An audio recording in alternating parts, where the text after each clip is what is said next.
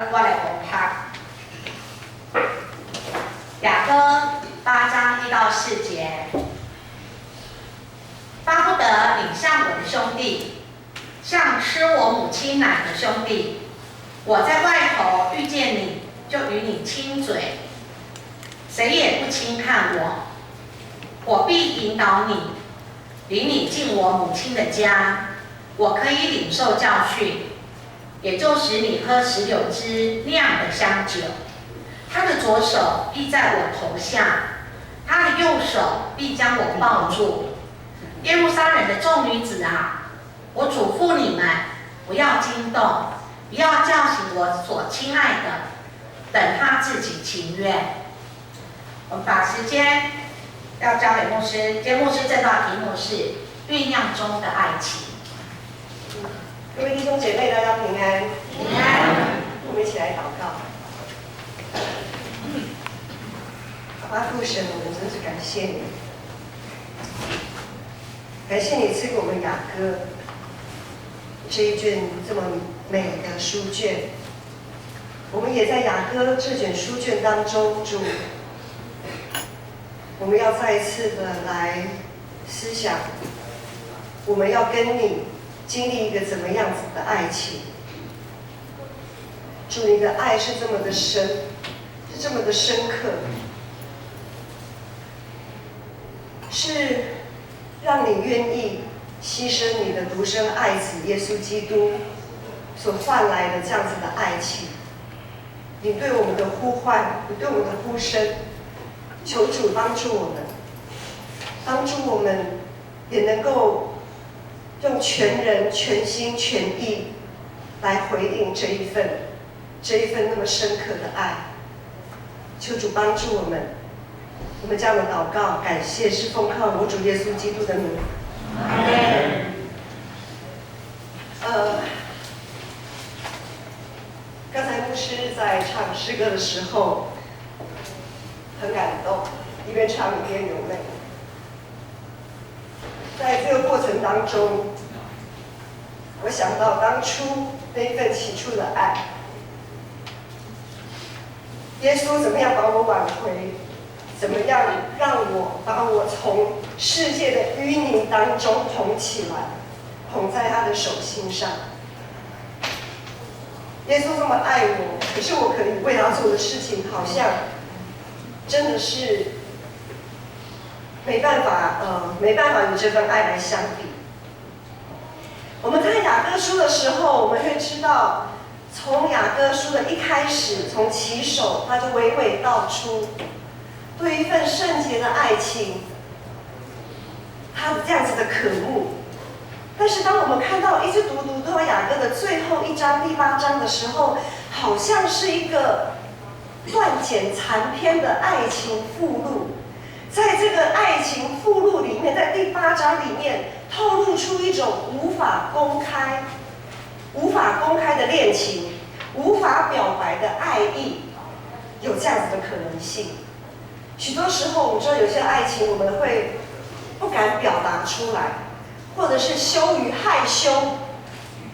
表达，是怎样的情况导致我们无法把爱情公开呢？或者是不敢公开？今天的经文第8章第1节，我们可以一起翻到周报的后面。第8章第1节说：“巴不得你像我的兄弟，像吃我母亲奶的兄弟。我在外头遇见你，就与你亲嘴，谁也不轻看我。”这里的你是指谁呢？这里的你可以指的是就是世界啊。意思是说，有一群上帝的子民，他们巴不得跟这个世界亲嘴，他们巴不得这个世界就是他们的兄弟，他们很想像变色龙一样隐藏，逃避自己这个分别为圣的身份，这样就不会让人轻看他们，他们就不会在人群当中觉得自己特别，好像是个异类的存在，好像特别奇怪的存在。也因此，我们会在许多先知书里面，特别是何西阿书里面，将以色列形容什么？形容这样子的爱情，其实是对，它是一个爱情不忠的淫妇啊。好像没有，若隐若现。然后呢，好像爱上帝，但是又爱世界。何西阿书先知何西阿他说，这样子的态度就是个淫妇，脚踏好几条船的淫妇。上帝的子民无法对上帝的爱展现应该有的忠诚。在崇尚多神论的台湾，独一神论的基督徒常常是个很刺眼的存在。照理说，我们基督徒在人群当中的那个辨识度，就是被识别、被辨别出来的那个程度，应该是很高的。我们基督徒在这个世上的辨识度应该要很高才对。但是许多时候，因为在众目睽睽，大部分95%都不是基督徒的这一些眼光之下，很多时候我们连最基本的谢饭祷告，我们都会觉得好像有一点尴尬。特别我们才刚过完年，如果像这位牧师是第一代信徒的，当然我们已经突破那个困难了。当我们在初信的时候，家族里面都只有我一个基督徒，一节牧师也是就他一个基督徒。年夜饭大家围炉，然后呢，哇，要吃饭开心的时候，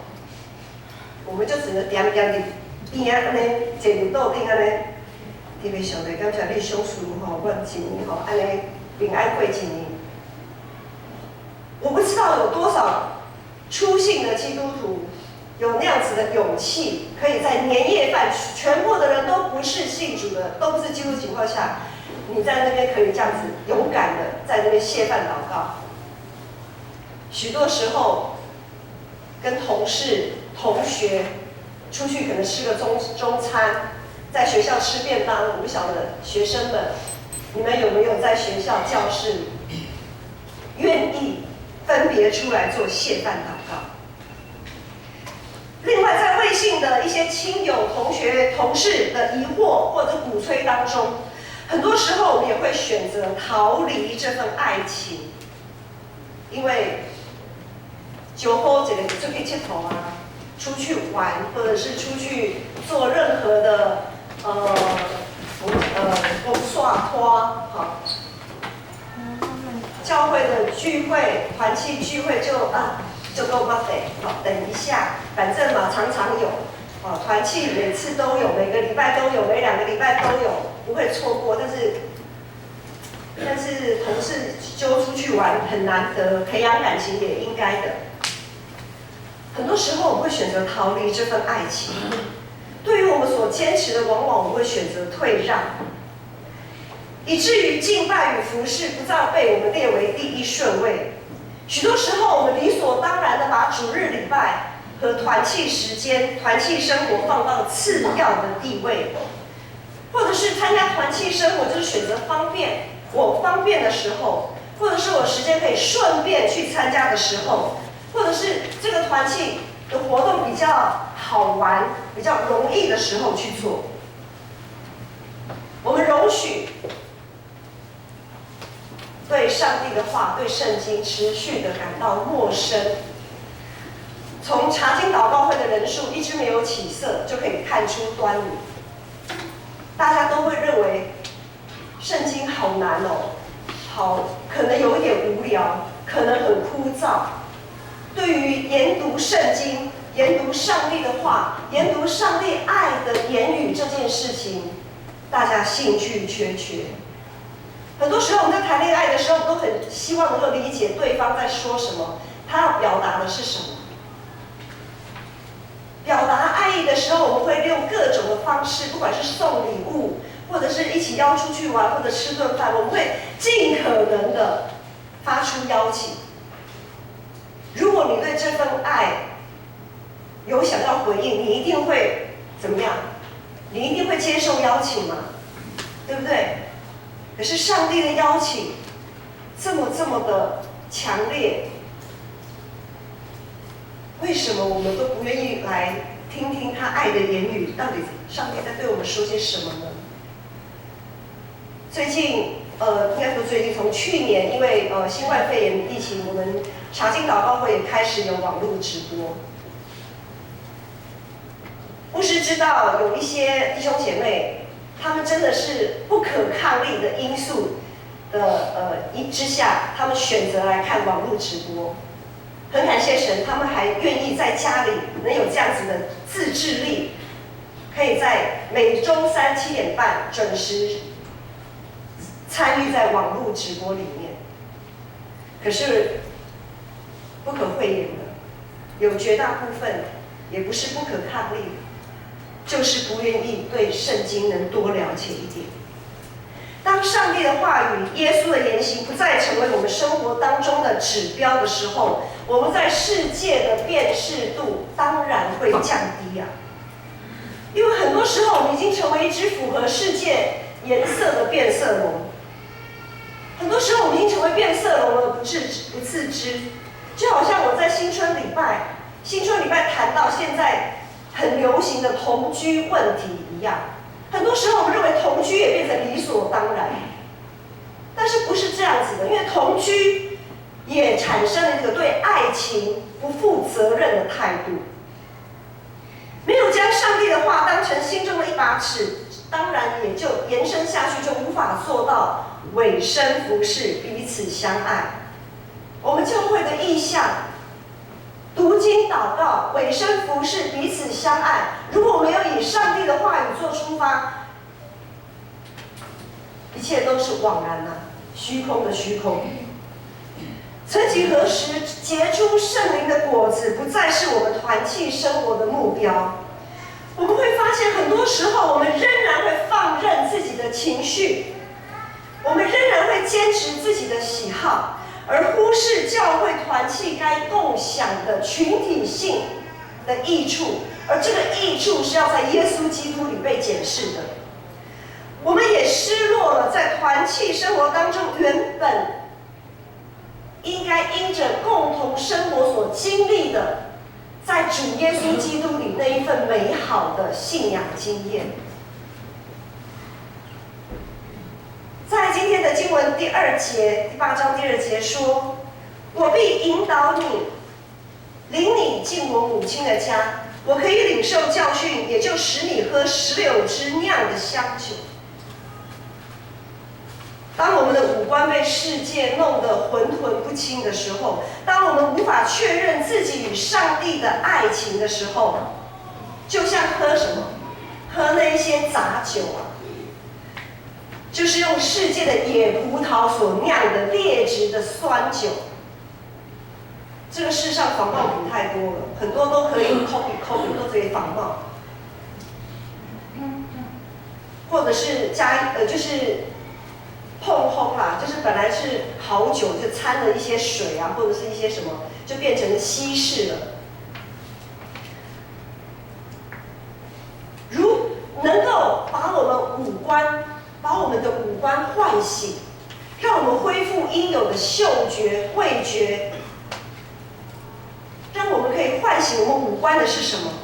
只有用上帝葡萄园里面酿的那个上好的葡萄美酒。那美酒的香醇会吸引我们回到大地的母亲，也就是创造这个大地的上帝的怀抱里。那美酒的芬芳会让我们回忆在上帝的园子里，我们共同酿造美酒的这样子的经验。那美酒的滋味会让一群辨识度极低的基督徒赫然发现，原来世界并不是我真正的兄弟，我真正的兄弟，我真正的爱情必然在耶稣基督里。今天礼拜结束之后开会员合会，在合会手册当中，我们会看到教会的组织，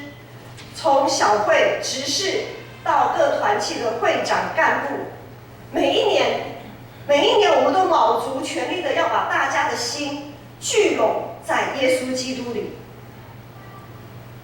这些干部同工所安排的一切事工，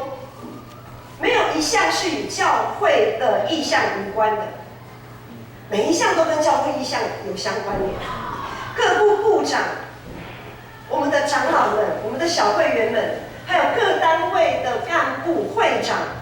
都竭尽心力落实这些计划，好帮助大家可以在每一个事工当中，更多的经历上帝，参与在葡萄园酿造美酒的工程里，并且可以清楚地辨识出用上帝葡萄园所酿的美酒与世界的酸葡萄所酿的杂酒，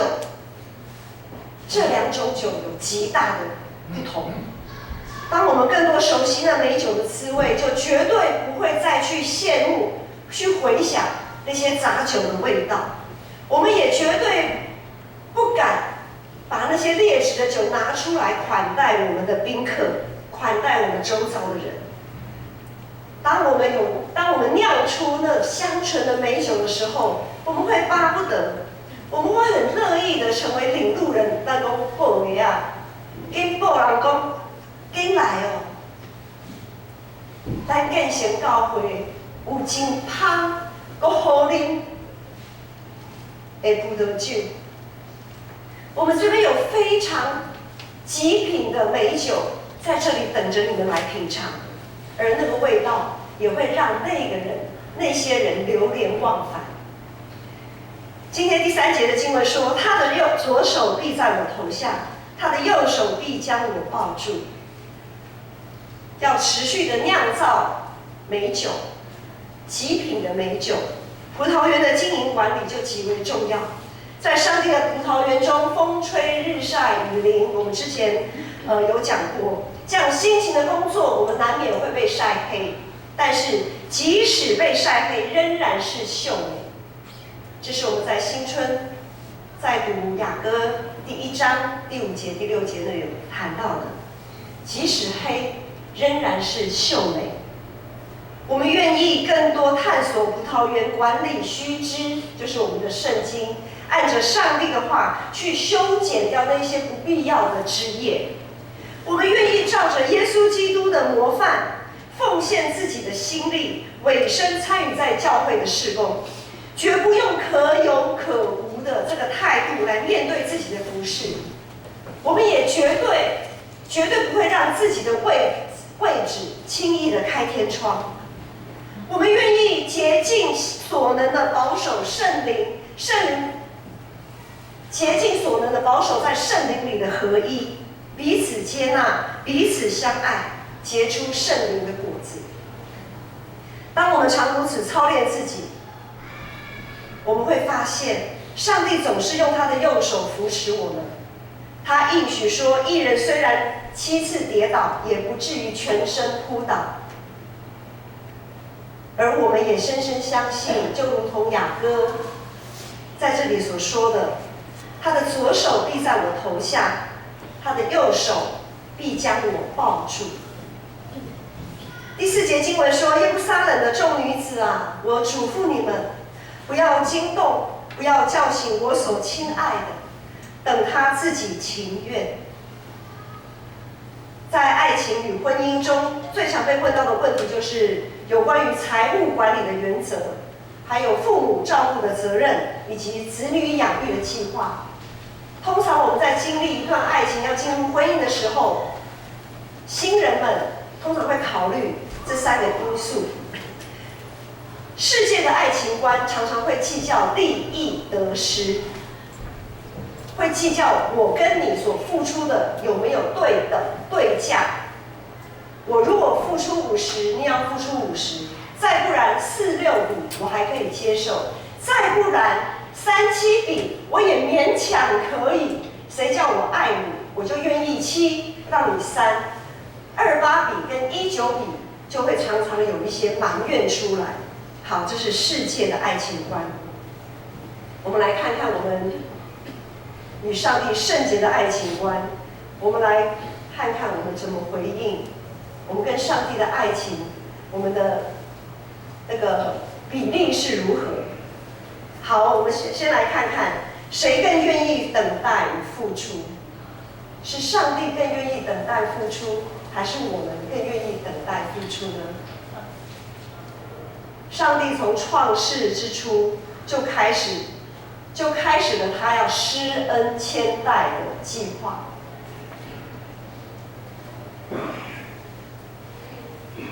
他从从创世之初就开始等我们，等到现在。你说好了，牧师，我现在也才几岁，好，十几岁好了。那上帝也从你你出生，你还在母腹的时候开始等你，好，等到现在。财务公用，我们刚刚讲说财产，好，夫妻财产制，好，夫妻共有财产制，有夫妻分别财产制，不管你们的婚姻，夫妻之间你们的钱是怎么样去使用的，很多时候我们会问说，哎，你是不是愿意把钱花在另外一半的身上？我们来看看上帝给我们多少。上帝给我们10分，如果我们用以10为完全来讲，上帝给我们10分，他给我们的全部，可是我们只给他多少？有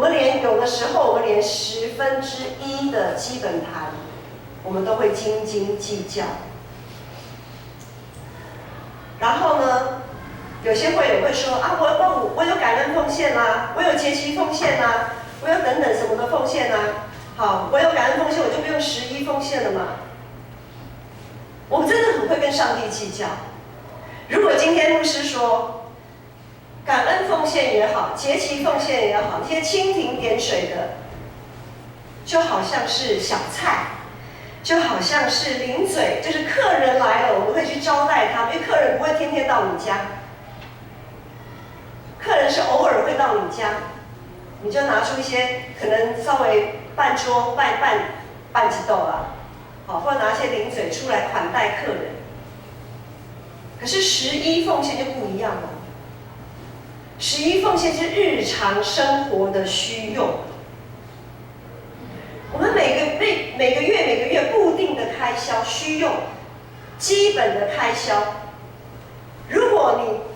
是11奉献对待上帝的时候，上帝是你的什么？他就不是你的客人，他是你的主人啊。我们常说基督是我家之主，可是我们常常不把基督当主人看。我们常常用感恩奉献、用节期奉献打发他。好了，我哄骗了，安内你收了哈，吃一吃你就可以走了。我们常常不用主人的那个位分来看待我们的主，我们的基督。我们常常在奉献跟他斤斤计较啊。再来，谁更愿意牺牲自己呢？牧师在一开始的祷告有说，上帝献上他的独生爱子，上帝献上他的独生爱子耶稣基督，因着耶稣基督的受难受苦，我们才得以进入上帝的葡萄园，成为他的工人，共同酿造上好的葡萄美酒。这是耶稣的牺牲所给我们的资格啊！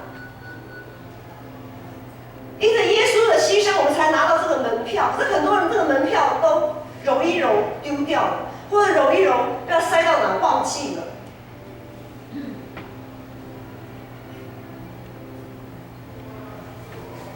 若要用世界爱情那一套来衡量圣洁的爱情，我们真的是汗颜啊！我们对圣洁爱情的态度与奉献，常常是虎头蛇尾，处处充满计较。我们连最基本的对等关系都谈不到上帝其实只要求我们至少9，我们10份嘛，好，1奉献给上帝，我们还有9，19，上帝都不跟我们计较了，可是我们还在这个1里面斤斤计较。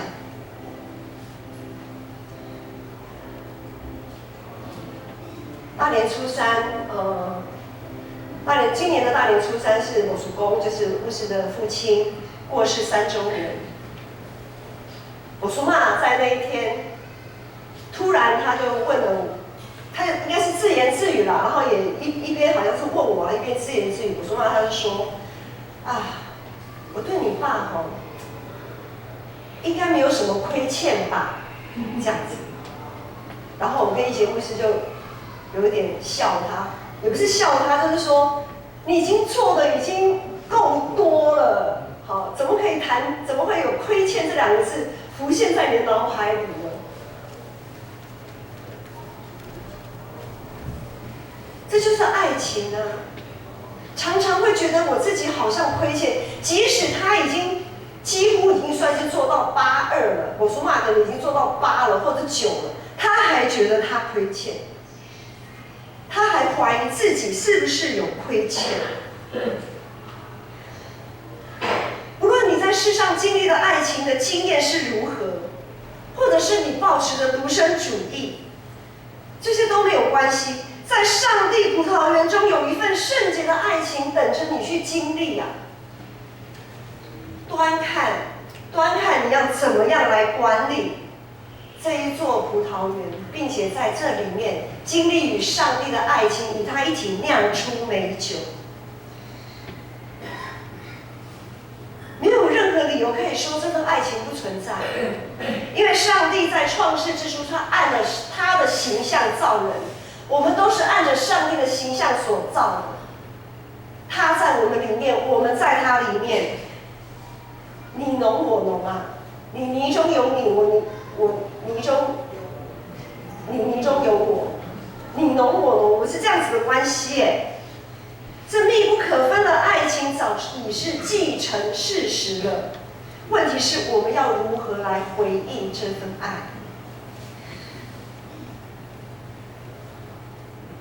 现在已经进入大斋节期，从上个礼拜三，2月17号周三闪回日开始，就进入大斋节期。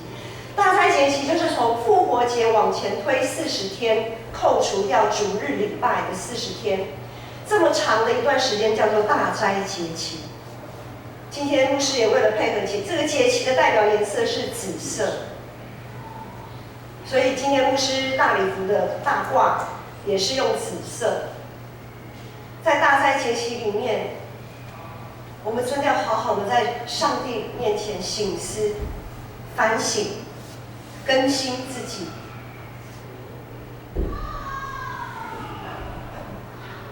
如果你觉得你对耶稣的爱有亏欠，如果你对上帝的爱，你觉得真的是忽略太多了，很汗颜，不要再等了，不要再等了。当然，爱情是你情我愿，勉强不来，也催促不得。所以今天的第4节经文说，要等他自己情愿。